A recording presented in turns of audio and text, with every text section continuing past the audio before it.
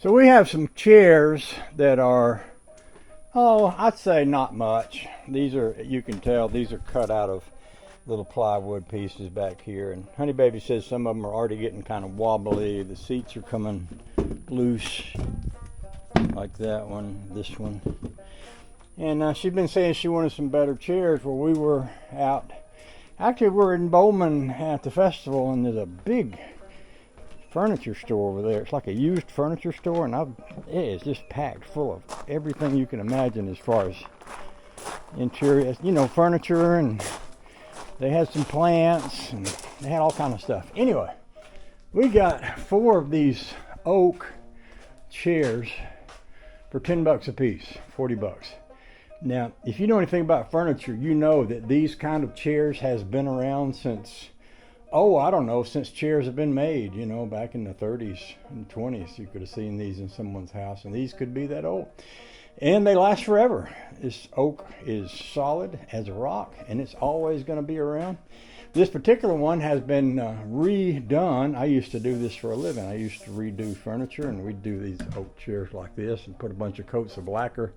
And this one's starting to wear off a little, and you can see places where it's wore off in some places more than others. Boy, it looks so familiar to me. I could have done these chairs. I was living in Georgia back when I used to do this work. So these actually could be some chairs that I did when I was a young feller. But anyway, Honey Baby wants them painted black. And so I've got a hardware store that sells paint. Probably the best deal I found on paint anywhere is at this particular hardware store. And I got some of this Rust-Oleum Painter's Touch paint and primer, $6.99. Nowadays, if you've priced any paint, I went to Walmart the other day thinking paint would be cheap, and it was not. I went to Home Depot and figured it wouldn't be cheap, and I was right. It was not. And I went to this hardware store, and like $7 a can nowadays for Rust-Oleum paint and primer mix. That's not bad. So what I'm gonna do is, I got the Rambler in here, so I don't want to overspray it. And what's back there, if it gets oversprayed, I'm not worried about it.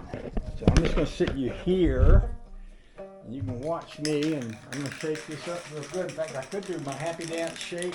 How about that? I'll do it behind the chair. Can you see me behind the chair? Shake it up, baby, shake it up, baby. Twist and shout, twist and shout. Come on, baby, come on, baby. Oh, let's work it on now. Oh, let's work it on now.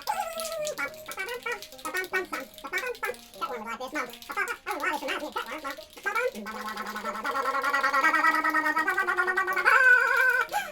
Mom. Shake it up, baby. Was that 60 seconds or more? All right, let's see how it looks. And I got this little handle. I like these little handles because instead of mashing it with your finger, you got this whole little handle, and it mashes it. You look inside there, you can see a little masher. It mashes it for you. Just like that. Now there are people that say, oh no, don't paint that natural wood furniture. Well, I'm not one of those people anymore. There might have been a time when I was. Like I say, I used to do this for a living. In fact, we would take painted chairs and strip them and refinish them and put them back to clear. But you know what? Honey Baby says paint them. I don't mind that a bit. I'll paint them.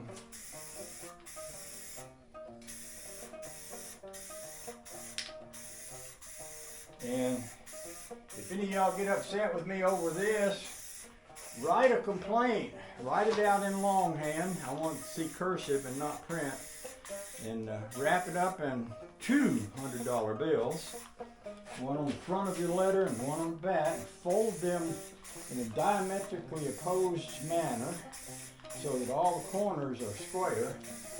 Tuck them in an envelope and mail them to Cutworm 59 out in, I always say Arkansas, but he's actually in Indiana. But if you mail it to Arkansas, he's so famous that the people in Arkansas know about him, and they'll make sure it gets to him. And you know what? I need to put the fan on because I can smell that paint. And it smells like my nose hairs are sticking together. So I'm going to put this on. But I'm going to face it away from me and the paint. That way it won't affect the paint.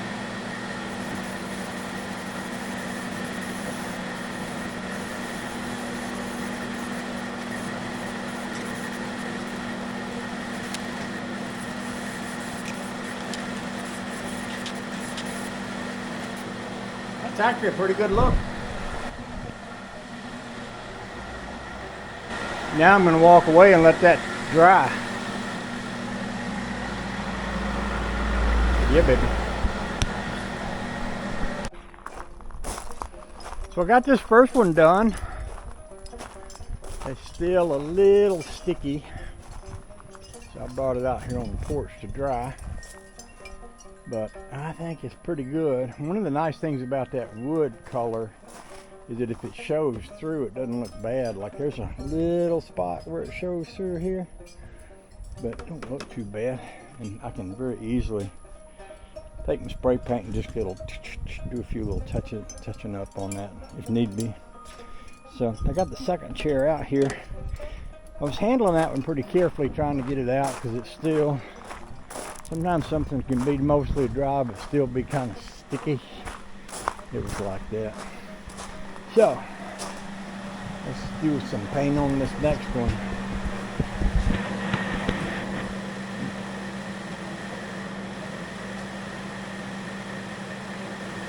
I'm going to put my own shirt because even though I wasn't in the line of fire, I still wound up getting paint. Felt like on my arms and in my nose. So I'm going to put a little face mask on too for that.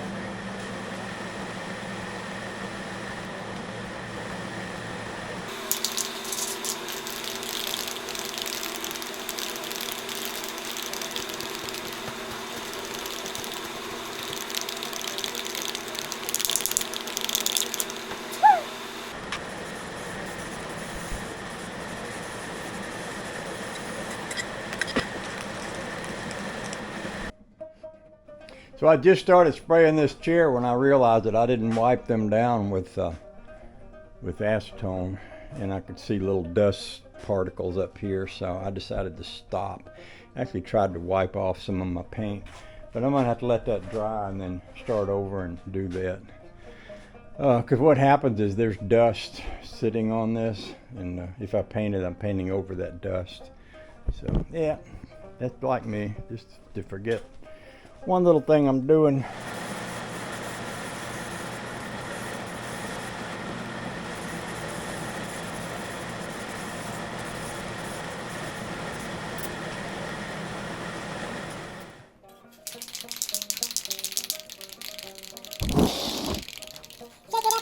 Shake it up, baby, twist and shout, twist and shout. Come on, baby, let's work it around, work it around.